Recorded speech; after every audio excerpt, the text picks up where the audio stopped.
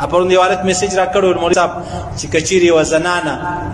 پر کښنی باندې مړه سي نو دا شهادت دی کنه دی مال وو د الله رسول فرمایي کچيري دا رقم شهادت چې خامخا په جهاد کې سړی مري نو بیا خو زما د امت شهیدان ډیر کم شو زما د امت شهیدان ډیر کم شو په زلزلہ کې سړی مړ سو په بجلی نیولو کې سړی مړ سو نیول دا معنا چې دای کارګر وو دای مستری وو دستانه په لاس وی اوزار ورسره وو کمبې ته وروخاته بیا د خپل کار کوي د ونی وی ریلاسو دته شهید وای که یو سړی د بجلی د یوې ذرې سره آګاه نه دی هسې وروخاته وی یاره زه بجلي سموم دی لاندې ریلاسو دې ته بیا شهید نه ویل کېږي دې ته خودکشي ویل کېږي یو سړی ناست دی دیوال ورباندې ریلاسلو دا شهید بلل کیږي دا رقم د الله رسول فرمایي یو سړی په اوبو کې ډوب سول دا ته شهید ویل کیږي ډوب دا معنا چې د پکشتي کې ناس د یو خواته اوشتي راوشتي بیا د خدا مکه دا کشتي واوشته د مرشد د شهید ویل کیږي لیکن دغه کې بیا یو خبره ده عزیزانو چې د خلک په پکنیک باندې خلک په میله باندې په کشتي کې ناشته تر کشتي په کشتي کې اوړي تر اوبو مفتی فرید صاحب رحمه الله د جنت الفردوس نصیب کړي زورور الله والا ډیر زورور عالم الدین تیر سوی دا په 1996 کې درویش کاله مخکې په کوړه خټک کې د طالبان چې دلته وسیندو یو نیرو دا به اوشته طالبان ماجګر نو کله به کشتي واوشته کله به وبډي راغلي وي طالب پکې مړ سو طالب پکې شهید سو بیا دغه فتوا ورکړه چې کله یو سړی بغیر د ضرورت ستا کور هلته نه دی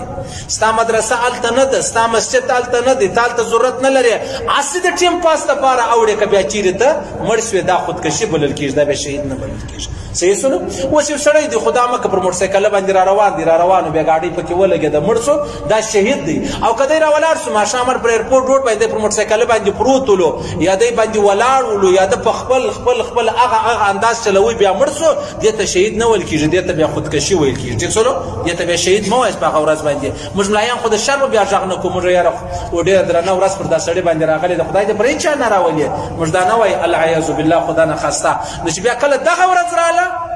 بیا موږ د دې خلکو د تسلۍ دپاره سر شورو دا شهید دی شهید نه دی دا خودکشي ده د الله رسول فرمایي یو سړی پر چت باندې پرېوتی او د چت چاردیواري ستا نه نو که دی لاندې رایلاسو دا ذمواره دی په خپله دی